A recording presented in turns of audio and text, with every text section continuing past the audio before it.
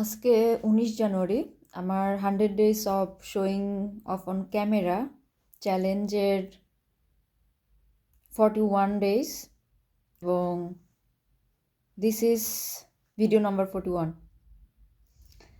So মাঝখানে আমি আসলে 2 উইকসের মতো পিছিয়ে গেছিলাম।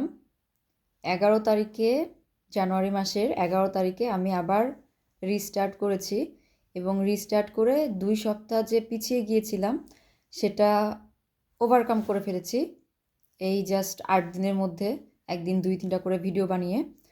সো আমি এখন কমপ্লিটলি অ্যালাইন আছি। জানুয়ারি মাসের 19 তারিখ 41তম ভিডিও হওয়ার কথা। This is video number 41।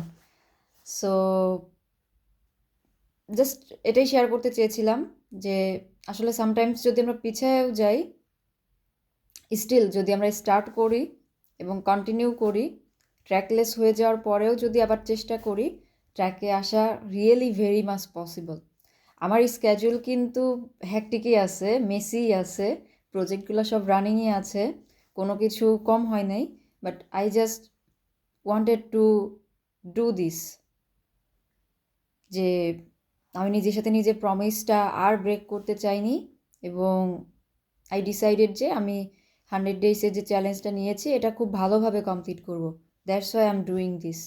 এবং এখন আসলে স্ক্যাজুয়াল নিয়ে কোনো প্রবলেম হচ্ছে না, আমি ভিডিও বানাতে পারছি। সো দ্যাটস ইট, দেখা হবে নেক্সট ভিডিওতে। Thank you so much.